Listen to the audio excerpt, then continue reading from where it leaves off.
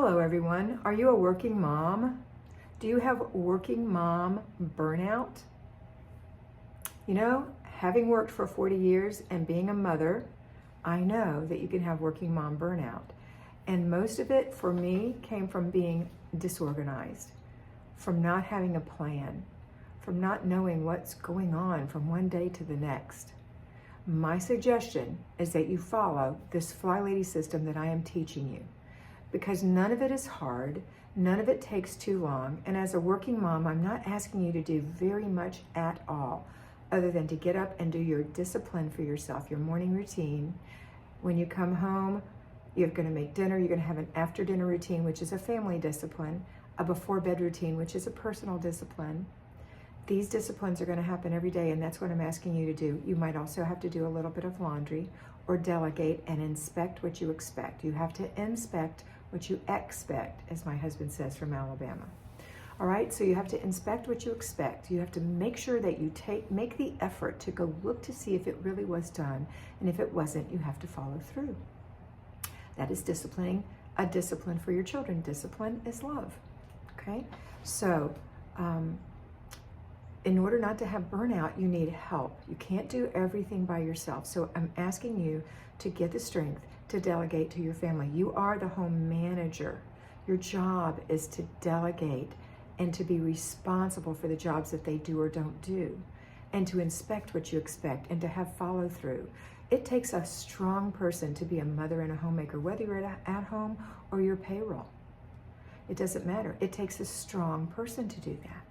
So you are strong. You can do this. I'm not asking you to do 6 hours of work every day. I'm asking you to do a little bit in the morning, your routines and your children's routines, and what other little things you have that you're probably already doing, like feeding the dog or making lunch for your children or whatever that is. And if your children are old enough, they can make their own lunch. You have to oversee, inspect what you expect. But that is what you want to do. You want to be in charge. You are a home manager. You are the CEO here. You are the heart of the home.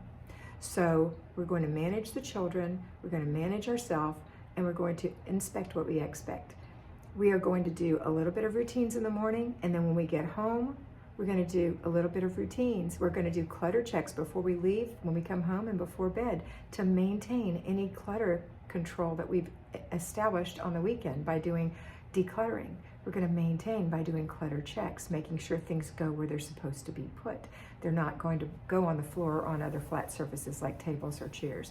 They're going to go in the closet, on the shelf, in the cabinet, in the garage, wherever it is they go. Not stuffed or thrown there, but placed there carefully where they belong.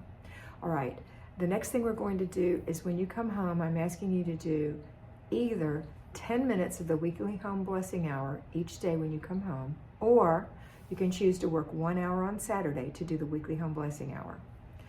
The other thing that you're doing is during the week, you're going to do errand day, which means you're going to order your groceries on the weekend, but you're going to pick them up on one day during the week, or have them delivered, or delegate that to someone else in your family to pick up, or when they're delivered to put them up. And then inspect, always inspect, even when they put them up, inspect. Hey, you put the eggs in the pantry, son. What were you thinking? Here, go put those in the kitchen. Go put those in the refrigerator. You know, there's no meanness about this. This is just a laugh. You know, we all do crazy things. So if that happens, that's what happens. But you have to look and say, hey, I'd really like this in the refrigerator, honey. Could you put that in there? Thank you. That's good. And maybe you can rearrange your pantry a little bit without saying too much. Okay, next is car and purse day. You can do that on your lunch hour. Car and purse day, little teeny job that you do during your work day. And then on the weekends, you're going to do your zone, which is whatever the at-home people did during the week. You're going to do that for an hour. So you've got 2 hours of work max, maybe only one if you did your weekly home blessing hour during the week and just stripped your bed on Saturday. Maybe an hour and a half on Saturday, and you're done. And then you won't have burnout, because then you have family fun day. And then you have Renew Your Spirit Day, which is a nice day of rest and spiritual renewal on Sunday. And then on that day, I would also ask you in the afternoon to do your planning and desk day for the rest of the week. And that's it. That's how we do it. That's how you do it. And that's how you prevent burnout. So first of all, number one and total important thing is that you take care of yourself by self-disciplining yourself to do your routines. And the second thing is that you delegate and realize you're the heart of the home. You're the CEO of the home. All right, that's going to help you not have burnout. I hope you enjoyed this video, and I hope you always remember that you are beautiful. So be beautiful.